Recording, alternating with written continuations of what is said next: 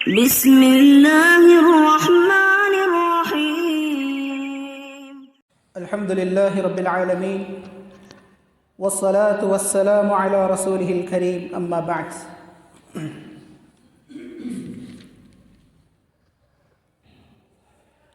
قال رسول اللہ صلی اللہ علیہ وسلم ما منکم من احد الا سيكلمه ربه ليس بينه وبينه ترجمان فينظر أيمن منه فلا يرى إلا ما قدم وينظر أشام منه فلا يرى إلا ما قدم وينظر ما بين يديه فلا يرى إلا النار تلقاء وجهه فاتقوا النار ولو بالشق تمرة فمن لم يجد فبكلمة طيبة رواه البخاری۔ عدی بن حاتم رضی اللہ تعالی عنہ سے روایت ہے، وہ کہتے ہیں کہ نبی کریم صلی اللہ علیہ وسلم نے ارشاد فرمایا، تم میں سے ہر شخص سے براہ راست اس کا رب ہم کلام ہوگا، یعنی اس کا رب اس سے بات کرے گا، اس کے اور اس کے رب کے درمیان کوئی ترجمان نہیں ہوگا۔ پس انسان اپنی دائیں جانب دیکھے گا تو اسے اپنے آگے بھیجے ہوئے عمل ہی نظر آئیں گے، بائیں جانب دیکھے گا تو ادھر بھی اسے اپنے ہی کرتوت نظر آئیں گے، اور اگر سامنے دیکھے گا تو جہنم کی بھڑکتی ہوئی آگ اس کے چہرے کے سامنے ہوگی۔ پھر اللہ کے نبی صلی اللہ علیہ وسلم نے فرمایا، پس تم آگ سے بچو اگرچہ کہ کھجور کے ایک ٹکڑے کے ساتھ ہی کیوں نہ ہو، یعنی ایک کھجور کے ٹکڑے کو صدقہ کر کے ہی کیوں نہ ہو، اور اگر اس کی بھی طاقت نہ ہو تو اچھی بات کے ذریعے سے دوزخ سے بچو۔ یہ حدیث بخاری میں موجود ہے۔ راوی حدیث حضرت عدی بن حاتم رضی اللہ تعالی عنہ ہے۔ وہ کہتے ہیں کہ نبی کریم صلی اللہ علیہ وسلم نے ارشاد فرمایا کہ جب قیامت کا دن ہوگا تو اللہ تبارک و تعالی براہ راست انسان سے بات کرے گا، کلام کرے گا، اور جب انسان دیکھے گا کہ اس کے بازو جو ہے اس کے اعمال ہیں، دائیں طرف بھی اس کے اعمال ہیں، بائیں طرف بھی اس کے اعمال ہیں، اس کے کرتوت ہیں جو اس نے دنیا میں کیے ہیں، چاہے وہ نیکی ہو یا چاہے وہ برائی ہو، چاہے وہ بھلائی ہو یا چاہے وہ نافرمانی ہو، اور جب انسان سامنے دیکھے گا تو ایک بھڑکتی ہوئی جہنم ہوگی۔ پھر اللہ کے نبی صلی اللہ علیہ وسلم نے فرمایا کہ اپنے آپ کو جہنم کی آگ سے بچاؤ اگرچہ کہ تمہیں ایک کھجور کا ٹکڑا صدقہ ہی کیوں نہ دینا پڑے۔ پھر اللہ کے نبی صلی اللہ علیہ وسلم نے فرمایا اگر کھجور کا ٹکڑا بھی صدقہ نہیں کر سکتے تو کم سے کم اچھی بات کر کے اپنے آپ کو جہنم سے بچاؤ۔ یہ حدیث بہت ہی جامع ہے۔ سب سے پہلی چیز اس حدیث میں یہ بات بیان کی گئی ہے کہ قیامت کے دن اللہ تعالیٰ انسان سے براہ راست بات کرے گا، تو یہ بات کرنا، کلام کرنا، یہ اللہ تبارک و تعالیٰ کی صفت ہے۔ جیسا کہ اللہ تعالیٰ کی صفت یہ بھی ہے کہ اللہ غصہ ہوتا ہے، جیسا کہ اللہ تبارک و تعالیٰ کی صفت ہے کہ اللہ ہنستا ہے، تو اسی طرح اللہ تعالیٰ کی یہ صفت ہے کہ اللہ بات کرتا ہے۔ اور اہل سنت والجماعت کا یہ عقیدہ ہے کہ اللہ تبارک و تعالیٰ حقیقت میں بات کرتا ہے، اور ہمیں اس کا اعتراف اور یقین رکھنا ہوگا، اور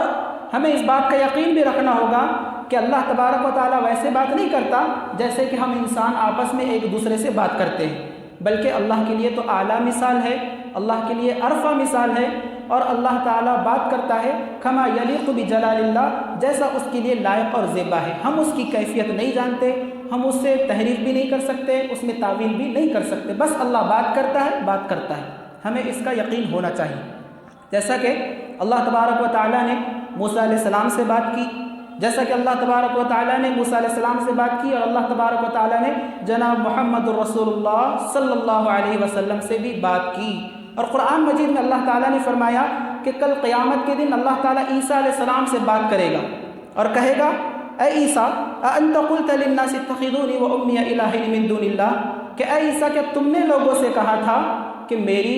اور میری ماں کی عبادت کرو، یا مجھے اور میری ماں کو یعنی مریم علیہ السلام کو معبود بنا لو؟ اس وقت عیسیٰ علیہ السلام انکار کریں گے اور کہیں گے اللہ میں نے حکم نہیں دیا تھا۔ تو یہ اللہ تبارک و تعالیٰ کا کلام ہے جو اللہ تعالیٰ کرتا ہے، جس سے چاہتا ہے بات کرتا ہے، جب چاہتا ہے بات کرتا ہے۔ اور اسی طرح دوسری چیز کہ اللہ تعالیٰ قیامت کے دن انسان سے کہے گا کہ اے فلاں انسان تو نے یہ خطائیں، یہ گناہ کیے ہیں۔ قیامت کے دن اللہ تعالیٰ پورا جو ہے بیان کر دے گا اور جب انسان اپنے گناہوں کا انکار کرے گا تب اللہ تعالیٰ اس کی زبان کو بند کر دے گا، اس کے منہ پر مہر لگا دے گا، جیسا کہ اللہ تعالیٰ نے فرمایا الیوم نختم علی افواہہم، کہ اس دن یعنی قیامت کے دن ہم لوگوں کے منہوں پر جو ہے مہر لگا دیں گے، ان کی زبانوں کو بند کر دیں گے۔ پھر آگے اللہ تعالیٰ نے فرمایا وَتُكَلِّمُنَا أَيْدِيهِمْ، ان کے ہاتھ ہم سے بات کریں گے، وَتَشْهَدُ أَرْجُلُهُمْ، اور ان کے پیر ہمارے پاس گواہی دیں گے، ان کے ہاتھ بات کریں گے کہ اس ہاتھ سے اس نے کیا کیا گناہ کیا ہے،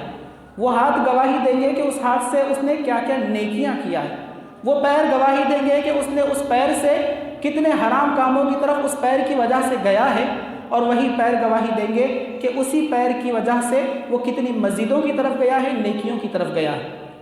تو یہ انسان کا حال ہوگا کہ اس کے اعضاء بیان کر دیں گے۔ پھر آگے اللہ کے نبی صلی اللہ علیہ وسلم فرمائے کہ اپنے آپ کو جہنم سے بچاؤ اگرچہ کہ کھجور کا ٹکڑا ہی کیوں نہ ہو، یعنی صدقہ کرو، صدقہ کرو اگرچہ کہ تمہیں کھجور کا ٹکڑا یعنی آدھی کھجور بھی دینا کیوں نہ ہو، صدقہ کرو، ہو سکتا ہے اللہ تبارک و تعالی تمہارے اخلاص نیت کی وجہ سے اس کھجور کے ٹکڑے کی وجہ سے تمہیں جہنم سے بچا لے۔ تو اس میں صدقے کی اہمیت بیان کی گئی ہے، جیسا کہ بعض احادیث میں آتا ہے اللہ کے نبی صلی اللہ علیہ وسلم نے ارشاد فرمایا کہ صدقہ ایک ایسی چیز ہے جو گناہوں کو بجھا دیتا ہے، گناہوں کو مٹا دیتا ہے، جس طرح پانی آگ کو بجھا دیتا ہے۔ تو گویا کہ صدقہ ایک ایسا ذریعہ ہے جو ہماری خطاؤں کو جھڑانے کا ذریعہ بن سکتا ہے، باعث بن سکتا ہے۔ اور اسی طرح مشہور حدیث ہے، معروف حدیث ہے کہ ہر صبح 2 فرشتے نازل ہوتے ہیں۔ مفہوم ہے کہ ہر صبح 2 فرشتے نازل ہوتے ہیں اور ان میں سے ایک فرشتہ کہتا ہے اللہم اعطی منفقا خلفا، اے اللہ تیری راہ میں خرچ کرنے والے، تیری راہ میں صدقہ کرنے والے کے مال کو دگنا تگنا چوگنا کر دے، بڑا چڑھا کر دے۔ اور دوسرا فرشتہ بد دعا کرتا ہے اور کہتا ہے اللہم اعطی ممسکا تلفا، کہ اے اللہ تیری راہ میں خرچ نہ کرنے والے، تیری راہ میں بخیلی کرنے والوں کے مال کو تباہ و برباد کر دے۔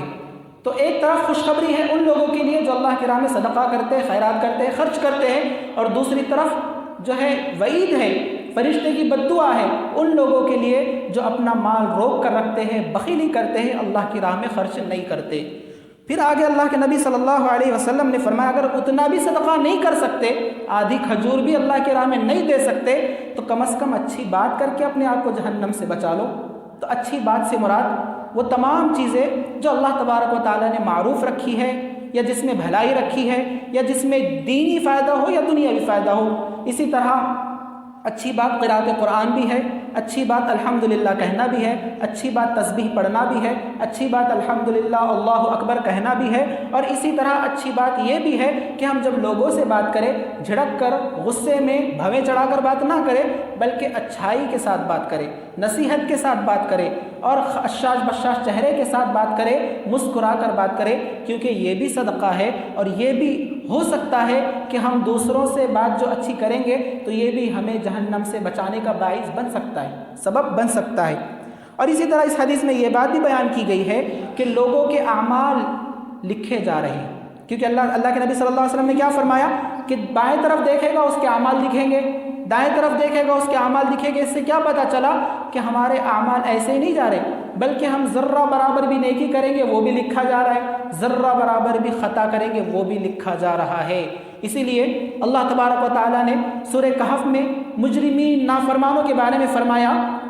کہ جب ان کے سامنے کتاب کھول کر رکھی جائے گی تو وہ پریشان ہو جائیں گے، ڈر رہے ہوں گے، اور کہیں گے ہائے میری بربادی، ہائے ہماری بربادی کہ یہ ایسی کتاب ہے کہ اس نے نہ تو چھوٹی خطا کو چھوڑا ہے اور نہ ہی بڑی خطا کو چھوڑا ہے، بلکہ ہر گناہ کو اس نے لکھ دیا ہے۔ تو یہ ہمارے نامہ اعمال کی کتاب ہوگی جو قیامت کے دن کھولی جائے گی، اور اللہ تعالیٰ براہ راست ہم سے حساب و کتاب کرنے والا ہے۔ تو ہمیں چاہیے کہ ہم اس آخرت کی فکر کریں، ہم اس دن کی فکر کریں جس دن اللہ تعالیٰ ہم سے حساب و کتاب لے گا، اور اللہ ہم سے کہے گا کہ فلاں بندے تو نے یہ کام کیا تھا، فلاں بندے تو نے یہ نافرمانی کی تھی۔ تو جب ہمارے پاس شرمندگی کے علاوہ اور ہاتھ ملنے کے علاوہ کچھ ہاتھ نہ آئے گا۔ آخر میں اللہ سے دعا ہے اللہ تبارک و تعالیٰ ہمیں حدیث کو سمجھنے، اس پر عمل کرنے کی توفیق عطا فرمائے۔ آمین۔ وآخر دعوانا الحمدللہ رب العالمین۔